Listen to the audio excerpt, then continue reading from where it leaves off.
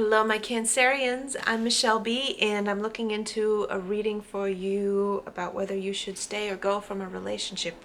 Now, I believe that if we're questioning that, then we already know the answer to what we should do. But sometimes we need an outside perspective. Sometimes we just need a kick in the butt because we're kind of not ready to make any kinds of changes, or sometimes we just need to hear that things are okay, right? So if you resonated with the title of this video, then there's a pretty good chance that there's information in it for you. But right now I'm going to pull a card to see what the situation is, so you know whether or not this reading is for you. So let's go ahead and get started here. All right. Seven of Cups. There's a lot going on here, and it feels like this overwhelmingly. I'm feeling like one of the factors in all of these readings that I've been doing so far, in all of this, in the whole series that I've been doing so far, there are all of these options, and there's a fear of missing out. And I mean, I think it's a good thing that we have so many options in the dating world these days, that you don't have to be in a commitment for life if you don't want to. You can, there's no stigma, not really, about ending a relationship. And so you can say, okay, there's something a little bit better. I'm going to get just a little clarification of that, just to make sure that I'm on the right track here. Find out what else the cards have to say about that. Okay, so I got the 10 of Wands that came out. So two of these together is like, this person is a lot of work. Whoever it is that you're connecting with is a lot of work, and it's making you feel kind of burdened. They're pretty demanding, all right? And you're just like, I don't feel right. It's something, I feel like they're pretty like demanding, and generally Cancers can be a little bit demanding in relationships too. And you're like, well, I guess it's kind of fair that they have high demands because I have high demands, but there's something that's just not sitting right. Something's not sitting right inside of you. So we're going to look at that. We're going to take a look at what it is that's just like not feeling right about it. Just doesn't feel right. And there are a lot. If you stay, first thing is, if you stay, we got the 5 of Cups. If you stay, there's this feeling of, yeah, I'm trying to get a pin on the vibration. The 5 of Cups is like, I screwed something up. I made a mistake. You're feeling like you don't want to lose time in your own life. It's just, I mean, in general, it's not a happy card, right? It's just not a happy card. But there's this regret, there's a shame and regret if you stay.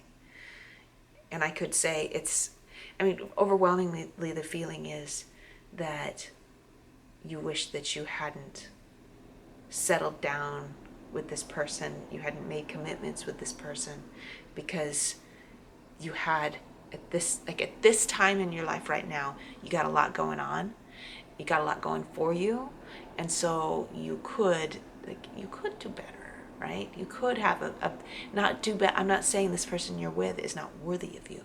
I'm saying that there could be something that's better, and you will always wonder if you don't have a chance to get out there and date. If you don't have a chance to get out there and see what's going on in the world, you're always going to wonder if you could have done better. I've had that. I was married for 15 years, and I always wondered what would it have been like if I didn't settle down and get pregnant so soon. If you go, if you disconnect the relationship at this point in the trajectory. The King of Wands is in reverse. So there's going to be a lack of direction for you for a little while, because I feel like this person that you're with right now takes up a lot of your time and energy, so that you just like, you don't have time to think, really. You don't have time to get to know anybody else. You don't really have time for your own identity very much. And so when the split happens, if you decide to do that, when the split happens, you're going to be like, I don't really know what to do with myself. And dating is not easy at this time because of the pandemic, because of, trying to be like socially distant while you're dating, and you're just texting back and forth, and it's like, ugh, it doesn't go anywhere, and it's so annoying. So some people hit it off. But I feel like if you do want to get out there, if you do want to end this relationship and you want to get out there, you have to spend some time rebuilding yourself. You got to stick your neck out. You've got to be self-driven. You got to flip that reverse king into the upright king and be this like outgoing, super positive, energetic person that's taking control of their own lives, just for themselves and not for the sake of, your relationship.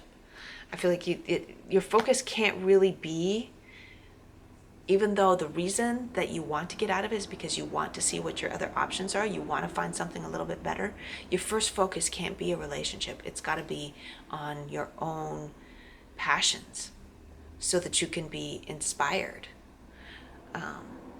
so that you can be inspiring to people. Yeah, so you can inspire conversations. You'll be attracting, you want to attract something that's of high value. You want to be of high value. Excuse me. Let's look at some advice for both scenarios. What do you need to know going forward, no matter which course you choose? Cancerians. There's the King of Swords. You got to communicate. Okay. There he is. He's also the Aquarius card. So yeah, this is a matter of, Cancer, it is a matter of you taking control of your own life, knowing what you want, and taking responsibility for it. If you're not happy with the situation as it is, you don't have to have a reason. You just do it, right? You don't have to have a reason for it. You just say, it's just not working for me. It's a little more complicated if you've got kids. I found that out. Just, it's not working for me wasn't good enough, right? I had to have a real reason. Like, it just isn't, okay? This is too much for me. I think this is a lot. But, if you don't have kids and, you can just go your own way, then yeah, just do it. You don't have to have a reason. If you're not happy with it, you don't have to have a reason. I think our baseline happiness, though, is always going to be the same, whether we're in a relationship or not. So we got to work on our baseline happiness. And sometimes our baseline happiness can improve if we change up the scenario. So whether you choose to stay in this relationship, if you choose to stay in this relationship, you have to communicate that you need them to, communicate what it is that you do need in a partner. If you need them to carry more of the burden of the mundane stuff, or you need them to be a little bit more independent so they don't need you around all the time, then you need to communicate that to them.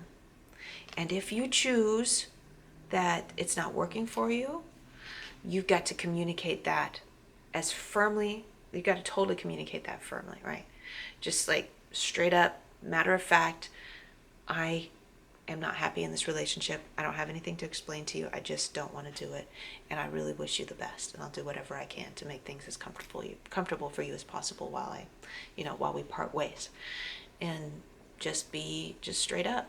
Be honest with whatever course you take. But ultimately, take responsibility for yourself in this whole thing. It's not blaming. It's, this is what I want. This is what I need. Okay? Love you, Cancerians. Mwah. I wish you well.